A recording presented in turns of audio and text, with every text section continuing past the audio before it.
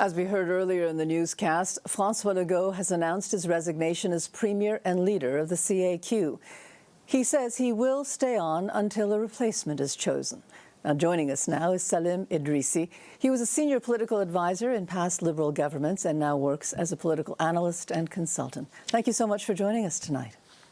Thank you for having me, Matsumi. So, Salim, we went into the holiday break. There were leaders for the CAQ and the Liberals in place. Well, now they're both question marks. So how does this change expectations for this coming year? Well, it could change a great deal. The political landscape could shift quite dramatically during this year. The Parti Québécois is currently leading the polls. Yet, sovereignty itself remains relatively unpopular or not popular enough. So, if you add to that the prospect of a referendum-style election, along with significant economic instability linked obviously to tariffs and the renegotiation of the free trade agreement with the US, and you have a very, very volatile context. Now, given how low the CAQ's polling numbers are currently, do you think the CAQ can survive as a party without François Legault? That's a very good question, and it's also very difficult to predict. The CAQ has largely been a one-man show for years, and François Legault kind of managed to strike a delicate balance between federalists and sovereignist voters. Maintaining that balance will be extremely challenging in a leadership race where we could see those two camps openly competing against each other.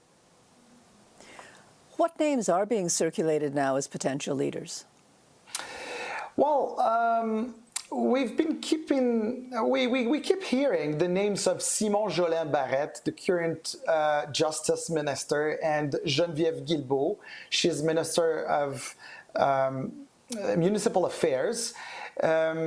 And their names are mentioned quite insistently.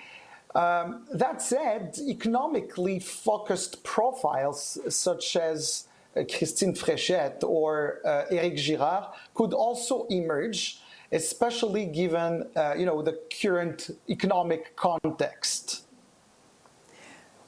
Justin Trudeau announced his resignation as Prime Minister just around the same time last year. He had very low polling numbers then. A new leader came in, Mark Carney, won the election. People are wondering if there is any possibility of that kind of pattern repeating itself. What do you think? Well, that's also a very good question. I generally don't believe in political scenarios repeating themselves exactly. But I think we can say that one thing is certain. Economic uncertainty will play a major role in how Quebecers make their decision in the next election, especially in that election or referendum-style election that will be taking place next fall. So I don't know if we're going to have a new Mark Carney, but the economy will play a great role.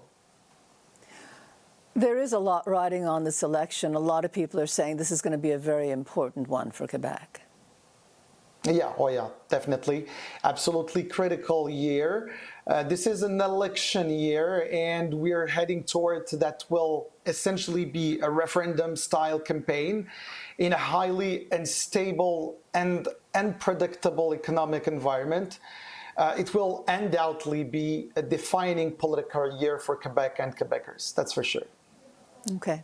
Thank you very much for this, Salim. My pleasure. Thank you.